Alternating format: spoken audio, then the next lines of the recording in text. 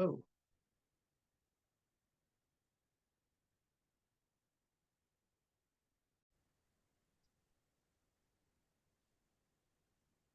Welcome. welcome, welcome. Hey, Lara. Lara, hello. She's not hearing yet. 250. Welcome, Amy and Dawn. Hello.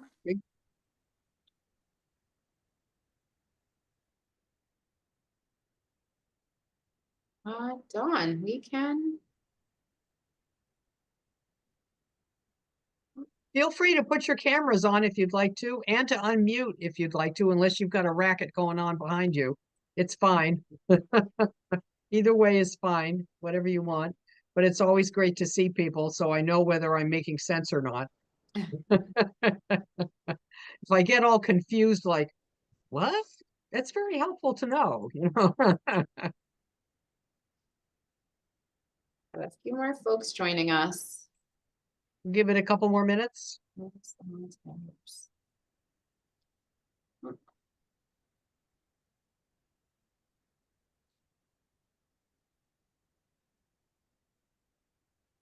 I think we're probably good to start, Connie. Okay. Okay. Let me pull up my Well, screen. okay. That'd be great. Start the PowerPoint. We'll be in business. Bear with Awesome. me. There you go. Great. Well, welcome everyone. It is a real pleasure to be here with you this morning to talk about grant funding, foundations, research, and in particular, ways that you can make your proposals stand out and be even more successful. So I'm assuming that some of you probably have some prior experience in grant writing and research and dealing with foundations. I see a few nodded heads, which is great. As you thought about signing up for this class today, if there's anything in particular that you thought of where you said, gee, I hope they talk about this, or I would really love to learn that, feel free to put it in the chat.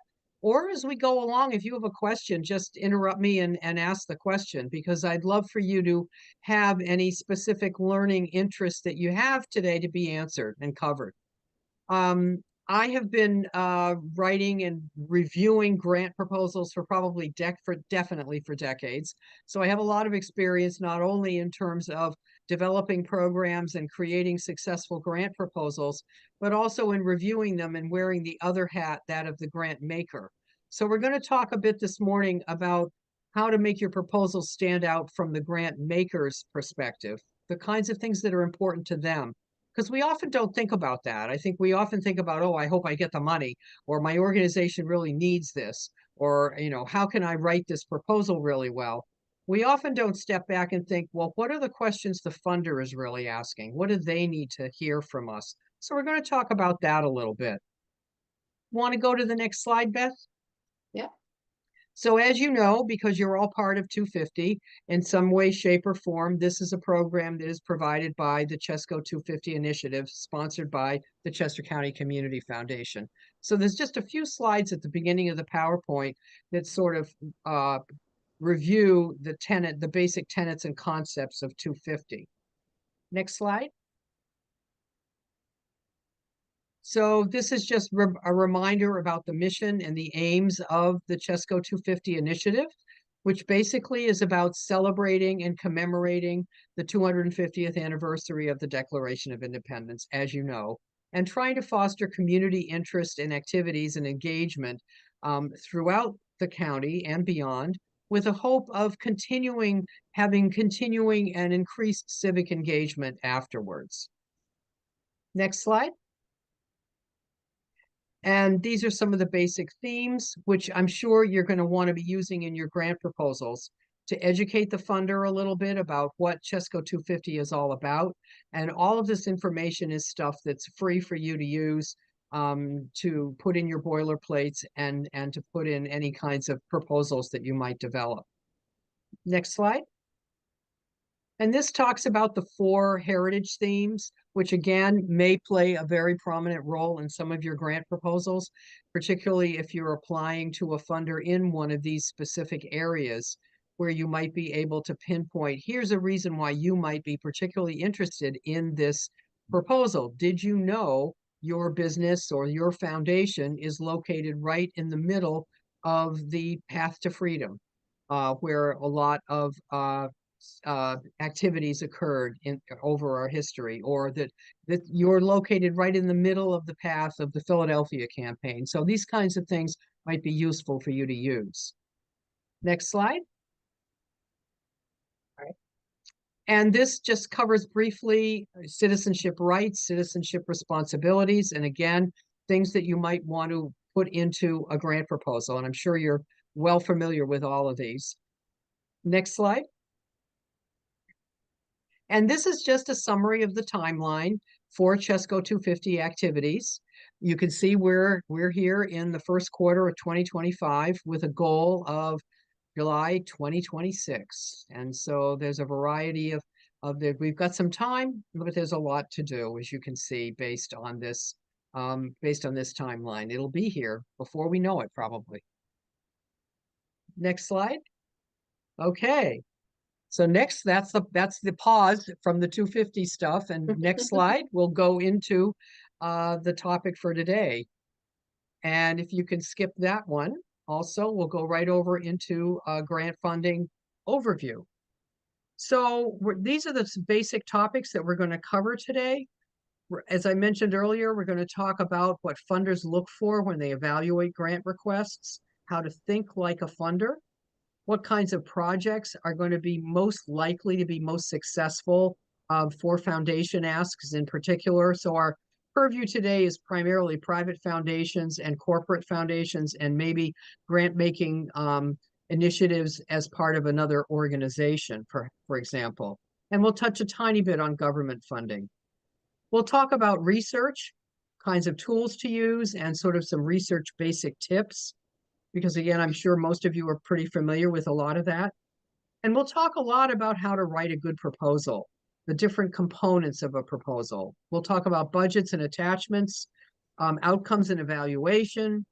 We'll talk about how to use your network to strengthen your proposals, because that continues to be a really effective way to enhance your funding probability. And we'll talk about site visits, ethics, accountability, reporting, and stewardship.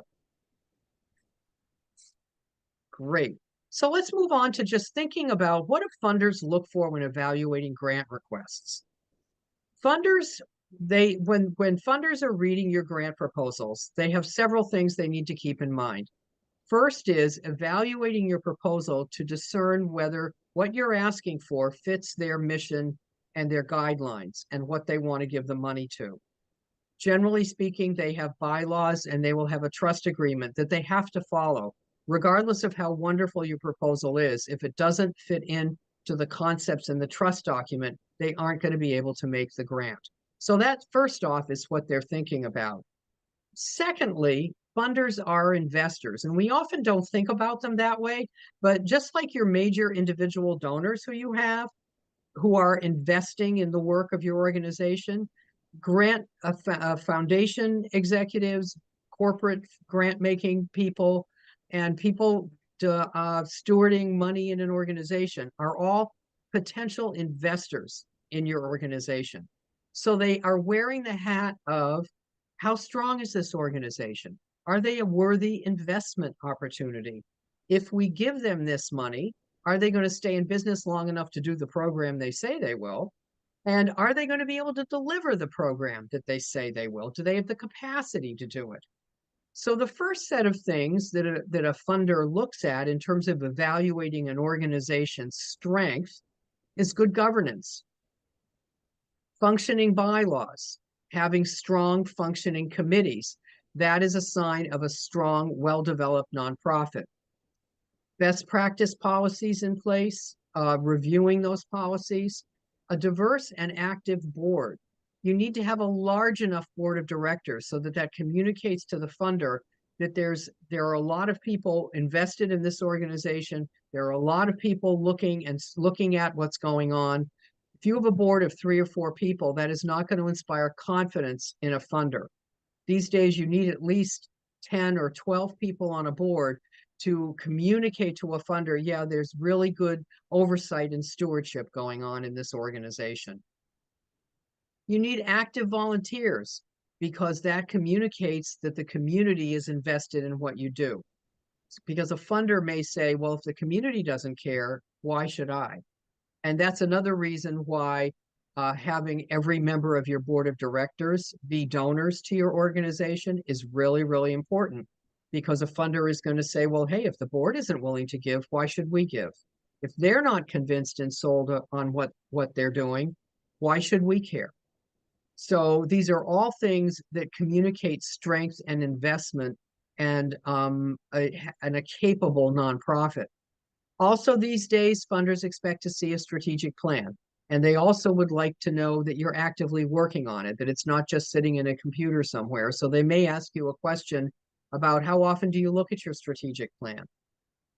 Now, these days, most proposals, as you know, are done on online grant formats that are on the computer. They're online. They're not written. We're not doing multi-page written proposals anymore, by and large. There are still a few foundations that will accept those and want those, but by and large, they're online formats.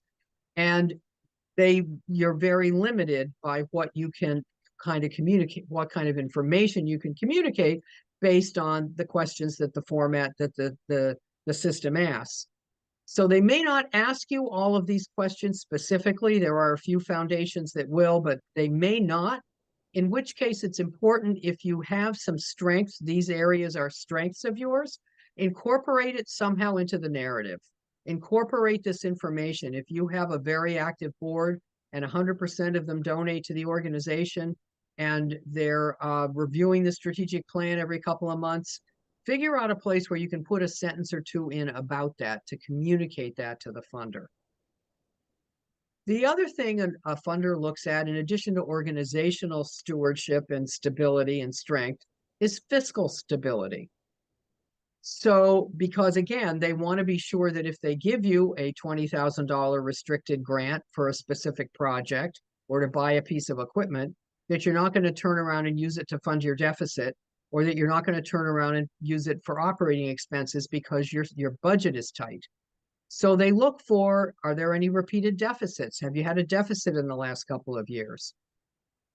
An indication of organizational strength today is if you have an operating reserve fund of at least 9 to 12 months.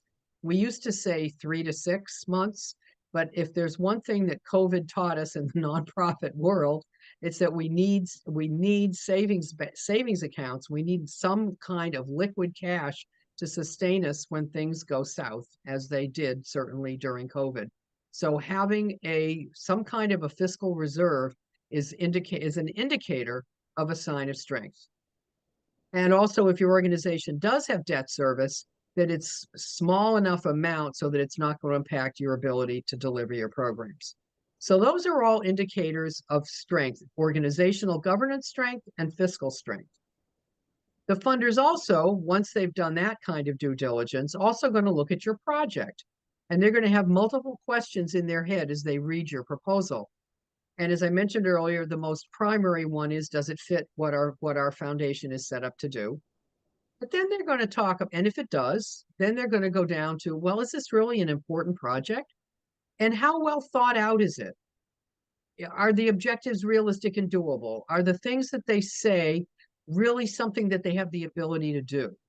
And here the funder is assessing, if we give them this money, can they deliver what they say they're going to do? And the way that you convince the funder, yeah, we're ready for this, is you have a really solid plan.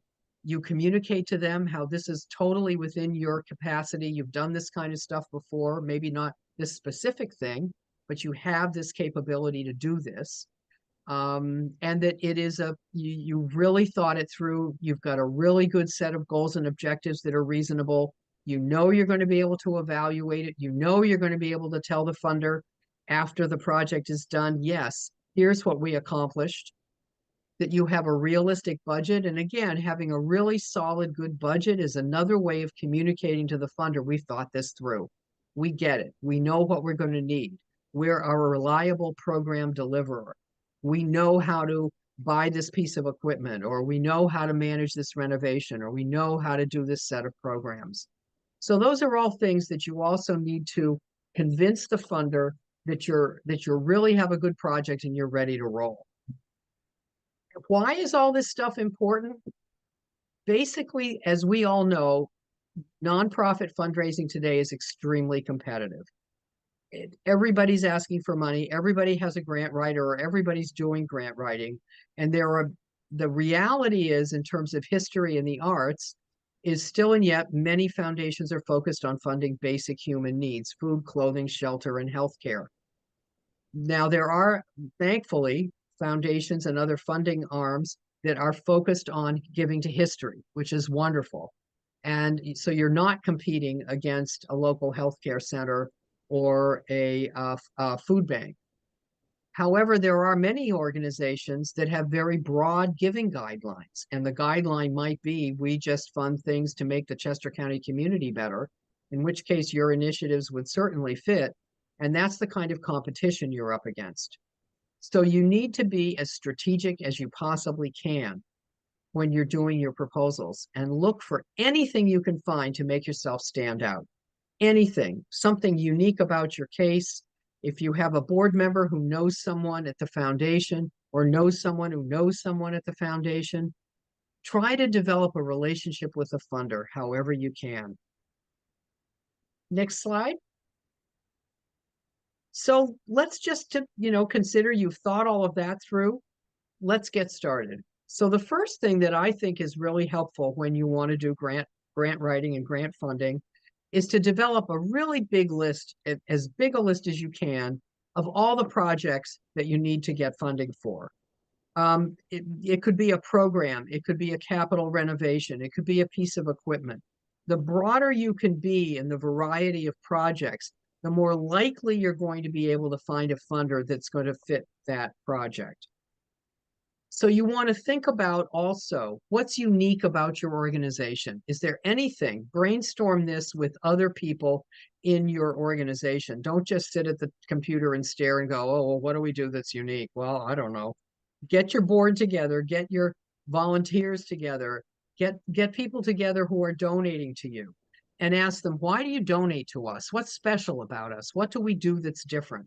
Because you really want to be leading with that as you apply for funding.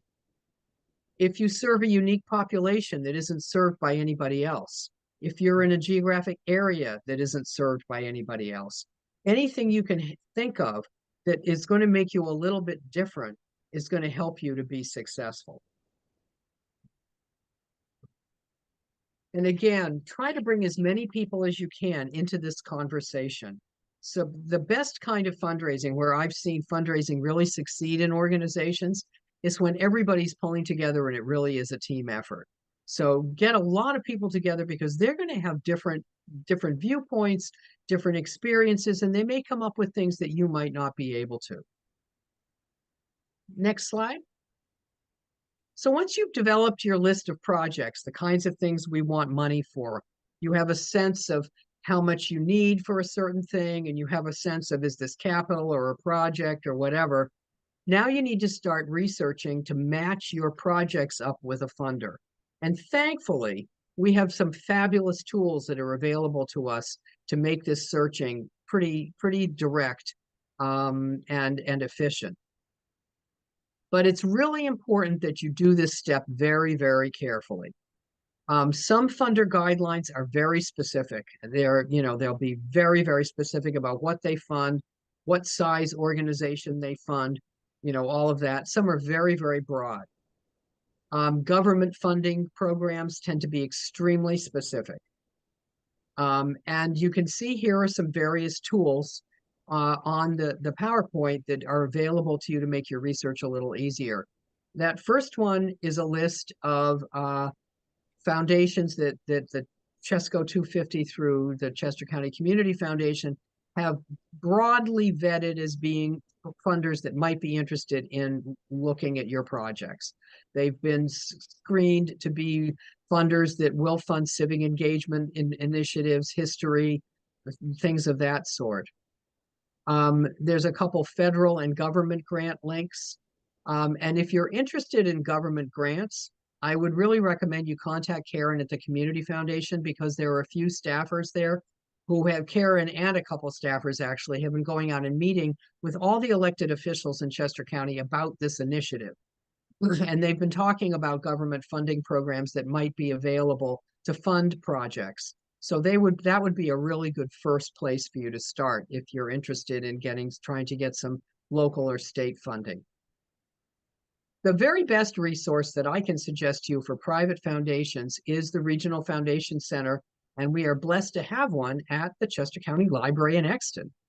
And there are some wonderfully fabulous librarians there who run the research center who can help you every step of the way go through using their databases. There are these very powerful, huge databases that list every private foundation in the country.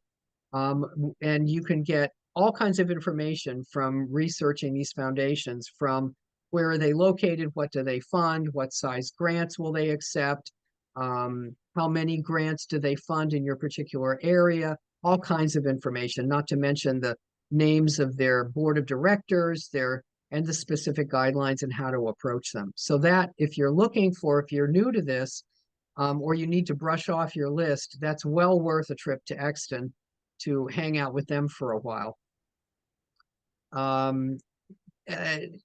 Let's see, what else? So it's very important that you do this research really carefully.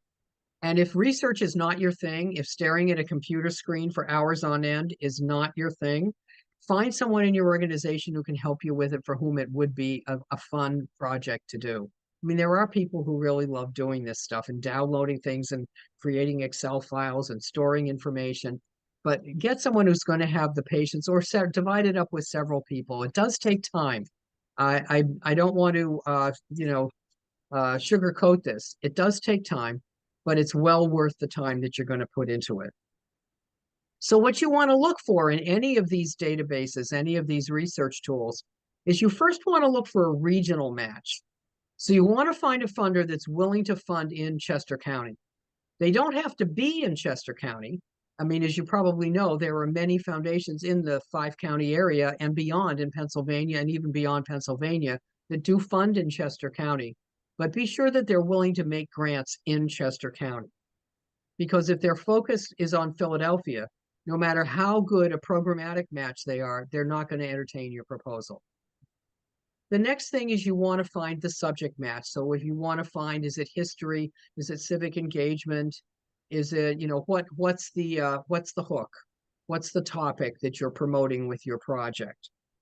And then you need to look for one that will fund that type of project. Is it a capital project? Is it a project? Is it just a project, a program that you want funded? Is it a piece of equipment that you want funded? So then you have to keep narrowing this down to finding, yeah, they fund in Chester County, they like history, and yes, they will fund equipment if you're looking for equipment, for example. And then once you've got that list created, that becomes your priority prospect list. And just a word about some of these large foundations that we do have in our area, such as Pew and William Penn and Longwood Foundation in Delaware. These large foundations all have very, very specific agendas. The challenge is everybody knows about them or hears about them. So you might have a board member or a volunteer coming at you and saying, oh, we should apply to Pew to get some money. They'll give us money. They give everyone money. And you'll need to go, well, no, they aren't interested in this. So you need to learn what their guidelines are and be ready to be kind but firm when someone says, oh, I know somebody who used to work there 20 years ago, we should be able to get funding from them. I've heard that a lot, which is why I'm saying it. But they all have very specific agendas. And again, just because they're large, it doesn't mean they give to everyone. And in these big foundations, any connections you might have with your board may have very limited value because they're very staff-driven organizations. But the nice thing is that they do have generally informational sessions for grant seekers. Longwood in particular has that, where you can go to an online meeting and hear about how they fund, what they fund, how to approach them, and even ask questions. some of the less formal ones, such as in Delaware, Welfare and Crystal, that also fund up here, Crystal Trust, that also fund in Pennsylvania, are a little less formal, and they might, or the Phoenixville Community Health Foundation, for example, is another one where they will give you a pre-application meeting. They'll allow you to actually meet with someone and talk about your project and get feedback. If you can get those kinds of meetings, those are fabulous, because those meetings will tell you very quickly whether you're in the ballpark or not, and you can also get tips on how to be more effective. So that's sort of just some tips about dealing with super large foundations. And again, you want to make this list of foundations that are good subject and project matches. And then you want to add in the names of the trustees and the decision makers to that list. And you want to share that list with everyone on your board, on your committees, your friends, your visitors, your colleagues, everyone you can think of, to see if anybody knows anyone. And so if someone does have a connection at a foundation or an organization that makes grants, or a corporation, someone knows someone who works in a corporation, you want to target those first because they're going to be your best shots. Next slide. Oops, sorry. That's okay. We're good. Are you good? There we go. There we are. Thank you. So you figured out who you're going to be writing to. Let's just talk a little bit about proposal writing tips. The basic concept with proposal writing, unless you are writing to an organization or a funder that is specifically a high-powered history funding organization, is simple, direct writing without jargon. If you're writing to a general funder, or even someone who's interested in funds history, but they're not a PhD history person themselves, and you can tell that through your research, we really have to keep the writing simple and basic. And history, like so many other fields, is rampant with its own jargon. You know, education is rampant with jargon, right? Medicine, mental health is like, oh my goodness, every next word is an acronym. And the problem with it is, unless you work in that field, you don't know what people are saying. The purpose of your proposal is to create a bridge between your organization and the person with the money. That's the purpose of the proposal. If you use words that people don't understand, you're not creating a bridge, you're creating a barrier. And the reader, foundation staff are overwhelmed with a million proposals. They're looking for any reason to discard your proposal or to say, this is too much work, I can't figure it out. They obviously don't care enough to explain what they're doing to the average person. So that goes in the no pile. However, it's very tough if you're working in a particular field. It's very tough to identify jargon because you use it all the time and you think everybody understands it. So what I recommend you do is be conscious of this as you're writing your proposal. If you really have to use an acronym, spell it out, make it very clear what it means. And then when you're done drafting the proposal, ask someone outside of your organization who knows nothing about what you do to read it. And they will very, very quickly pick up on things that are confusing, that don't make sense. So ask your children or your partner or your neighbor or your parents or whoever you can find, your babysitter, to read this thing and say, does this make sense to you? Because that will very quickly help you to pull out anything that's confusing or not compelling. What you really need to do here is try to paint a picture of what it is that you want funding for. Real people like you and I, are going to read these proposals. You really need to help them understand what you're doing. You want to give examples of the successes you have, things you've experienced doing other programs. We sparked an interest in history in an otherwise sullen 15-year-old, or we educated people about what occurred in the past in their communities, or we talked about freedom leaders who championed causes that may be meaningful for them today, and it gave them a new understanding of why history is important. So you want to explain something about in some way will create a picture for the funder about why your project is going to be effective. And with the online proposal formats today, as many of you know, most of the questions have either word limits or character limits to them.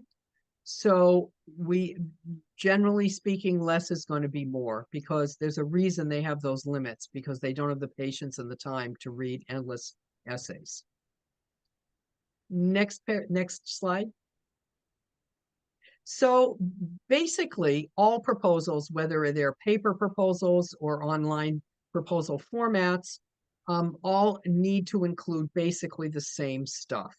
It may be labeled differently in an online proposal format, but basically all of it is pretty much what I'm going to be talking about, just so you know the different parts of a proposal and what you need to be prepared to do. So the first thing is to review the guidelines very carefully, so that you really are remembering and understanding what this particular funder needs and wants.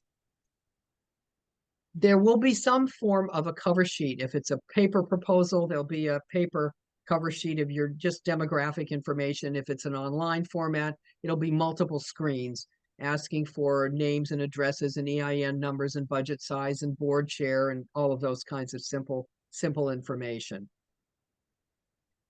Then some proposals, we're going to want you to give them an overall proposal summary. And the purpose of this, of course, is so the reader can, in a paragraph or two, grasp what it is you want and very quickly make a judgment. Are they in the pile? Am I going to put this in the pile of, yeah, I'm going to read further? Or am I kicking them out? Does this not fit for us? Sometimes funders will have a letter of intent process also, which basically will comprise the cover sheet and a summary and maybe a little bit more information. And that's submitted first to allow the funder to figure out, are we interested in learning more or not? And then they'll get back to you and they will say, yeah, we really want a full proposal and here's what you need to send us, or no, thank you. But I recommend you write the summary. If this is in a full proposal format, you write the summary after you've written the whole proposal, because then you're simply going to be able to grab sentences or a paragraph here or there from the proposal that you've already written. It'll be a lot easier. Most funders are going to want to hear about your history and your mission. They're going to want your mission statement. They're going to want to know, how long you've been around and some personal information about your organization. And this is a place for you to really talk about how fabulous you are. It's the grant writing and fundraising are not times to keep those lights under the bushel. It's the time to really talk about how unique you are, how special you are. If you've done anything, if you won awards, have you, are you leaders in championing a certain kind of knowledge or understanding or initiatives? Anything you can put in there, again, to help make you stand out. Then one of the most important parts of your proposal is communicating the need, making the case for why your program needs to happen and who's going to benefit from it. And we often get into thinking about the organization has a need. We need a new copy machine. We need a new van. But the need here is not about the organization. It's about the people you serve who have the need. So the people who come to our workshops need to have handouts from our programs. So therefore, we can't give them to them because we don't have a copy machine. Or we love doing programs for after school kids, but we can't get them here because we don't have a van. It's not that we don't have a van, it's that the kids need to get to us, and therefore we need the van. It's not that we need a new HVAC system in our building. It's that the historic artifacts that we're storing and stewarding and curating are not being cared for in the proper way. Therefore, we need the HVAC system.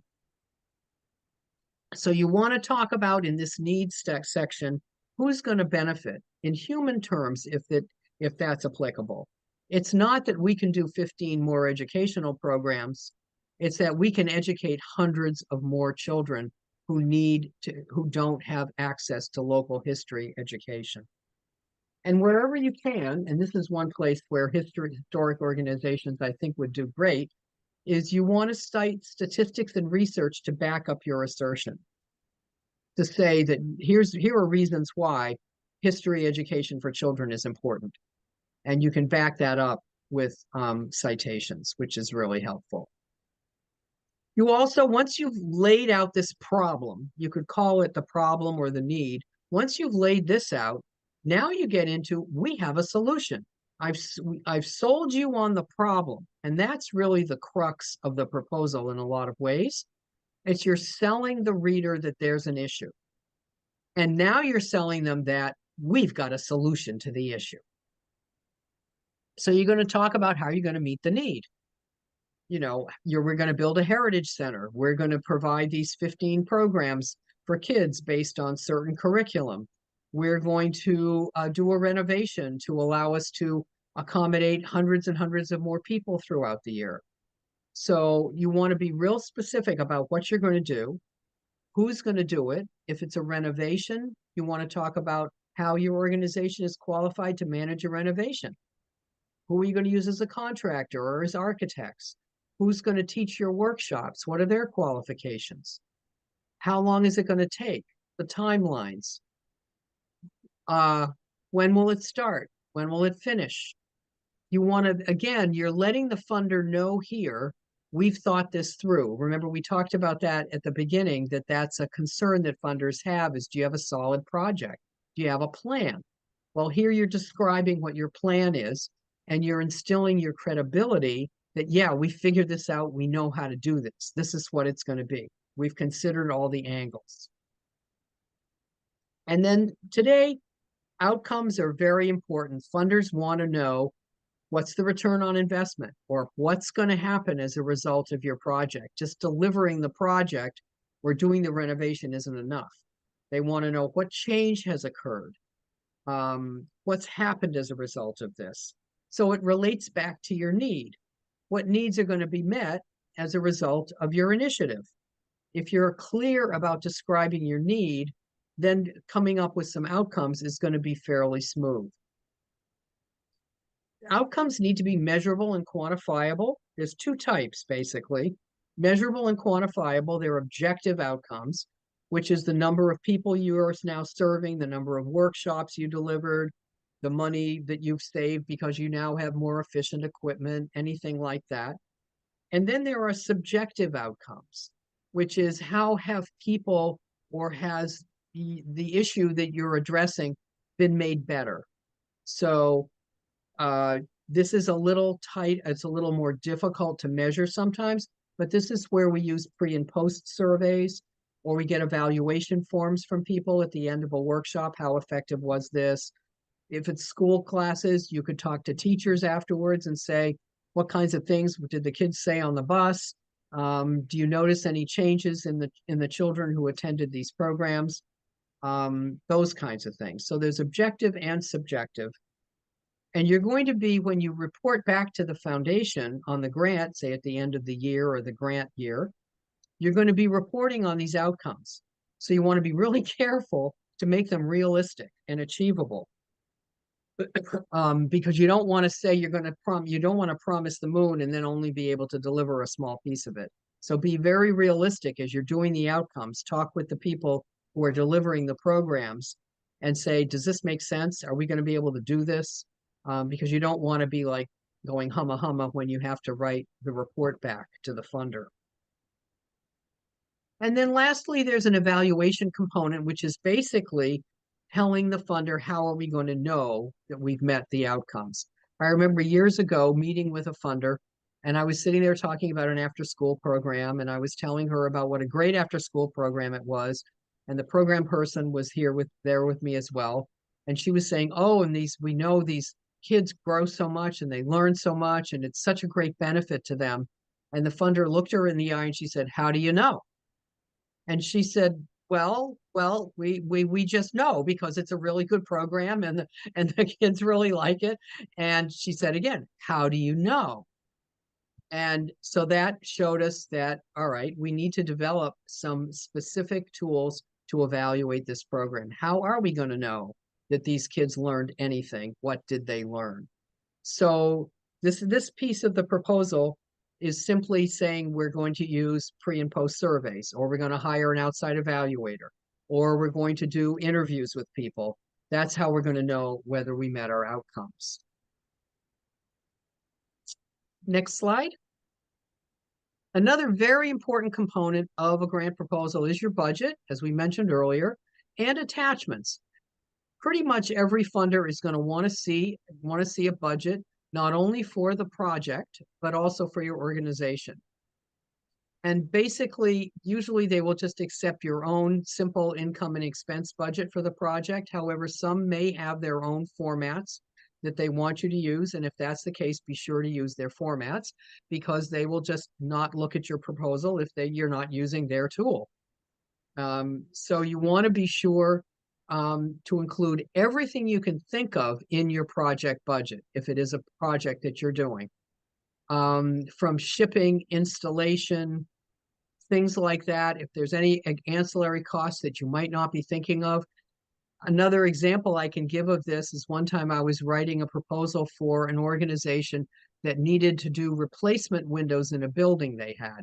The windows were old and didn't fit well, and they were losing a lot of heat out of the windows in the winter. And so they needed those double pane replacement windows. And we got the $25,000 for the replacement windows. And then the maintenance guy came to me and said, oh, you know what we forgot? We forgot we needed to hire an installer to put these windows in, and that's going to be another $10,000. Well, can I tell you how long it took me to get that $10,000? And if we had asked for 35, the funder would have given us 35. So it's an example of just an ancillary little, it wasn't such a little cost, but think of everything you can to make your budget, as complete as possible. And be sure, this may sound stupid, but unless you're using an Excel spreadsheet with formulas, be sure the numbers add up correctly. There's nothing that will put a funder off more quickly than a budget that doesn't add up. Funders will also ask for attachments. And this is just another way of telling your story. It's another opportunity to educate them about what you do. Usually they're very specific about what they want, especially on the online formats. They'll give you a list of things to upload into the format. Generally, they're all pretty much the same. Typical ones are, again, the budgets. They're going to want your IRS 990 form, the financial reports. They're going to want your audit if you have one. They're going to want a strategic plan. And if you don't have one, they're going to want an explanation for why you don't have one. They're going to want your 501c3 letter from the IRS, certainly, a board of directors list. And some online formats will also give you the opportunity to upload other things to sell your case or to sell your organization. So you can upload newspaper articles or photographs or other kinds of things, testimonials about your programs, other kinds of things that might not fit in the proposal format, but that would help educate the funder about how wonderful you are. Next slide. In paper proposals, you always need to use a cover letter. And some online proposals will actually allow for a cover letter. And if you have that opportunity, the cover letters can be really nice because they allow you to talk about a few things that may not fit into the actual proposal. So if you have the opportunity to do a cover letter, that's a really good thing. You want to start with, if it is a prior foundation, a prior funder of yours, that they've already either expressed interest or they've made a visit or even they've made a grant. Of course, you want to start with thanking them for that, or if they've talked to you on the phone, thank you for the phone conversation or the email that they sent you, whatever. And then you want to go right into, our request is for a $5,000 grant to cover blah, blah, blah, blah, blah. You want to start right away. Don't bury the request further down in the letter. Just start right off with what you need. And then link that to their guidelines. Say this is consistent or congruent with the blah, blah, blah foundation's interest in sponsoring local history and fostering civic engagement. And in the second paragraph, just a brief explanation, one sentence each, about the need, the project, the outcomes. The third paragraph, you could put in something sort of motivational. paint the picture, try to get them a little bit more jazzed about reading the proposal because most likely they're reading this first. And then at the end, you simply close and say, thank you so much for reading this over. We really appreciate your attention. This is the person to contact, which would also probably be in the cover sheet if they had one, but it doesn't never hurts to repeat it. And if there's anyone in your network, and that's why the CCBCC here is at the bottom of this slide, if there's anyone in your network who knows someone at the funder, send them a copy of the proposal and ask them to advocate for you with the organization. Ask them to make a phone call, a letter, a meeting, bring them for a site visit, get them engaged. This is such a critical part of the process to be successful, and it's going to really, really help. And it's actually a fairly easy thing for a board member or a committee member to do. They're not doing the scary, scary thing of asking for money. They're simply contacting their friend and saying, I know that our development person submitted a proposal to you. Could I answer some questions? Or would you like to come out and get more interested? That personal connection makes a big difference. I had one board member once who called a funder and they said they had thrown the proposal out. It was in the trash, but they pulled it out because the guy called and we got the money. So it's well worth it wherever you can to engage your network. Next slide. And then site visits. Some funders still today do site visits. Many will come out, they'll come out before they make the grant, or sometimes they come out afterwards to see what's gone on and to see how it went. Generally speaking, if you can get a site visit before they make the grant, you're pretty guaranteed you're going to get the grant. I've only had one situation where I had a site visit from the funder who loved the project and loved what we were doing, and then we didn't get the money. Basically, you can be pretty sure it's a very good indicator of some serious interest. And what I think, and I've done a lot of site visits as well, and what I recommend if you get the opportunity for a site visit is to ask your visitor when they get there, what do they need? What's their agenda? How much time do they have? What would they like to see? Do they want to sit in the office and take some notes and ask you questions? And I've had site visitors who want to do that. They've got very specific questions they need answered. Do they want a tour of your building, your facility? Do they want to see your program in action? Ask them what they need first. And even though we all have a tendency as organizations, as nonprofit leaders, when we get excited about something, or in particular, we get nervous about something, we tend to motor mouth and talk endlessly and not come up for air. It's really important to pause and stop and let the site visitor ask questions and ask them questions to draw them out, because you are going to learn more from listening to them than you are about communicating your great project. You want to really listen to them, find out what their concerns and interests are, because then you know how to address them. If they don't tell you, you don't know what's going on in their head. So the more you know what they're thinking, the more likely you're going to be able to come up with some content that's going to sell your project even more. And definitely have another person there with you, whether it's a board member or a key volunteer or someone who participates in your programs. And that's another reason to have two people there, so that when one person maybe is engaging in the conversation, the other person can be listening. I mean, it's really important because the information you can find learn from the funder by listening, or from any donor for that matter, the more you can learn from them by listening is gold, because that will then allow you in the future to tailor other kinds of requests to them that really fit what they're interested in.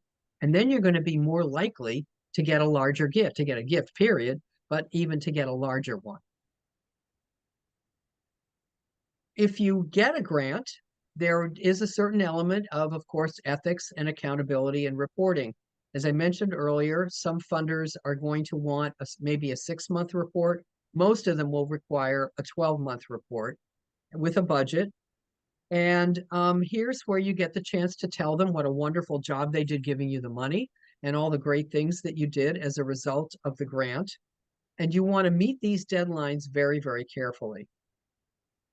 The ethical part of this is if for some reason, and this has happened to me a couple of times, if for some reason you get the grant and something happens and either you can't deliver the program, or as many times as I've done when I really needed the money, I would put out proposals to like 2 or 3 foundations, hoping we'd get the money.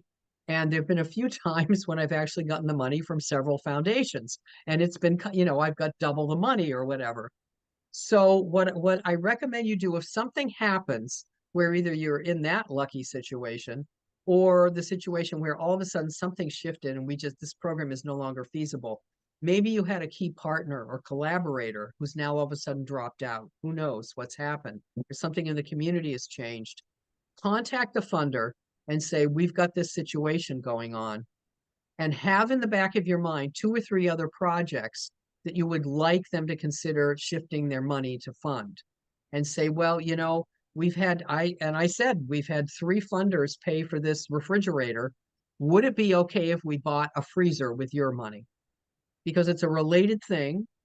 And the funder, generally what they've said, that I only had one time where a funder said, well, send us the money back. Generally, they really don't want the money back because they've already gone through the grant making, and it's much easier to just change the subject than it is to give the money back. But I had one time when they wanted the money back, and that was fine. But others, their response was, wow, thank you for telling me. And I'm like, well, yeah, thank you for telling me. And sure, you can buy the freezer. That's a great idea. So that's the ethical piece of grants, in that these funds generally are restricted money, unless it's an unrestricted grant that you can use for anything. Generally, they're going to be restricted funds, and you have to honor them with the donor intent in that way. And lastly, the last thing to think about is stewardship. You need to consider foundations or organizational giving programs, government funders, corporate giving programs as major donors, because that's what they are. You need to treat them basically the same way you would treat an individual who just gave you $5 or $10 or $20,000. You need to keep them in the loop with your organization. Reach out to them when you're not asking for money. I think that's one of the biggest mistakes we make as development people or fundraisers or executive directors, is we only contact people when we want something. And it gets sort of old from the funder's perspective. So reach out to them with your newsletters, with pictures, with a holiday card, just something to say, hey, we just delivered this great program, and here's a picture of 5 kids who were fascinated with what they're learning at our site. Anything to keep them engaged, and you don't want to be overly doing this, maybe once or twice a year, something like that. You can also invite them to free cultivation events or free programs if you have them, because some staff or trustees may come. If you invite them as like you want to comp them for a dinner or something like that, many foundations will not come because they consider that an ethical problem, and so they won't come. But if it's a free educational event or a community event or a celebration, invite them. At the very least, they know what you're doing. And again, you're contacting them, not asking for something, but offering to give them something. And keep them informed, keep them in touch. Okay, so that's the wild, wacky world of grant writing and grant making and grant seeking in 55 minutes. We want to go to the next slide, Beth? There are some other materials in the next one after that. The rest of this PowerPoint, which you will get, is all kinds of tools to help you in your fundraising initiatives. Here's just a checklist of readiness that you could look down and say, do we have most of these things in place? And if we do, that's going to help address that issue that we talked about right at the beginning, about addressing concerns and issues that funders have. Next slide. And this is a sample letter of that you could use, some or all of it, in terms of recruiting people to help you fundraise, to help you promote your materials and your programs as volunteers. The next slide. And this one is about how to make that case for funding, which we talked about. What's the need? Why is it important? What are we going to do? The budget. Who else is involved in this? The other kinds of program details that we talked about in more detail earlier. But this is just a quick summary for you to refer to. Next slide. Then there's a sample case statement here. which is basically a fancy term meaning how to explain your program and your project, what you want to do, just to give you an idea of the kinds of concepts that would go into a proposal. It's a sample that you could use. Next slide. And again, this is a summary, the keys to successful fundraising that you need. We all need compelling purposes, solid plans, and that there's leadership and engagement. It's like sort of a summary of all the things we've talked about, but sort of in bullet points. Next slide. And this is a sample fundraising plan, because again, developing a fundraising plan, looking at how much money do we need to raise for 2026 activities? Where's it going to come from? When's it going to happen? Who do we need? What kinds of resources do we need to make this happen? So you've got financial goals, some of what are the resources? How much time is it going to take? Next slide. There's a little more about it. Here's a different way of looking at it and getting sort of drilling down and getting even more granular. We need 5 individual volunteers, the average donation of 2,500. We're probably going to get 3, $7,500, this kind of thing. It allows you to really break it down. But the nice thing about this chart that it also shows you is where we need to be spending our time.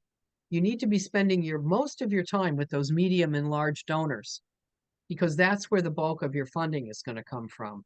As you can see in the small categories, we need the small donors, but you don't want to be spending a ton of time with them. Next slide. And here's an action step, an even more granular fundraising plan as an example that you could use and perhaps change around, but utilize for your own organization in terms of how to raise the funds that you need to raise. Next slide. And that's a continuation of that, some more action steps, direct mail, social media, all of those things. Next slide. And that's it. And our next session, your next info session, is going to be in March, and it's going to be talking specifically about government grants. So if you're interested in looking for government grants, that would be a really good program for you to come to. So we're just about at the end of our time, but does anybody have a question that you'd like to either voice or that you'd like to, has anybody put anything in the chat? I haven't been looking. Doesn't look like it. Okay. Anybody have a question or a comment or observation about your experience or anything else we didn't cover? Hey, Connie. Hey. I'm David. I'm with Chester County Planning Commission. Just Mhm. 2 added comments, especially for folks who don't do grants regularly. I had the pleasure earlier in my career of working as a grant reviewer for a federal grant program. And 2 things to emphasize that, and I had problems signing on, so you might have said this. One is to read the directions and read the directions again, and then read the directions again, and then Mhm. have someone read the directions for you. Is that I can't tell you, in some cases, there were some provocative projects, but they didn't read the directions of Yep. what was required, or they didn't answer the questions as requested, and we threw them out. So Mhm. it goes back to like, is your computer plugged in when you've got computer program problems? The other thing that we saw is when you've got a grant where you're describing a problem, I mean, a need, and the grant will allow you to fund various components to successfully complete that need. Um, we saw organizations that were not strategic. And the only way to describe it is that they threw everything but the kitchen sink into the proposal. Yeah. And as we were going through it, despite the language they used or what they thought, it was very transparent.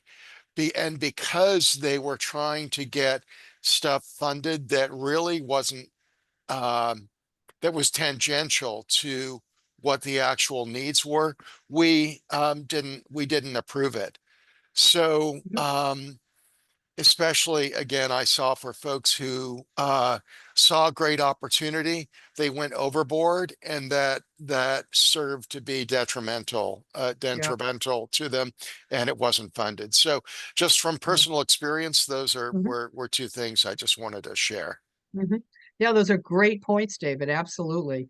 We did emphasize quite a bit today about the importance of reading the guidelines and not arguing with them, even though we might want to, and just being real specific, because again, funders are just looking for an opportunity to discard your proposal.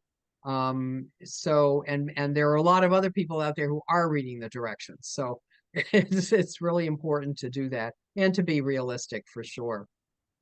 Any other comments, observations, questions anybody wants to share? Okay, well, good luck. Yes, thank you Thank so you. much. Thank you so much, Connie, for sharing. And You're I know welcome. for everyone on the call today, this is being recorded, and we can send that around to everyone here and everyone who wasn't able to join us so they can watch at their leisure, along with a copy of the slides, because I'm sure they'll be helpful to reference later. Great. Perfect. right. Hope to see you again next month for our next resource planning session. Great.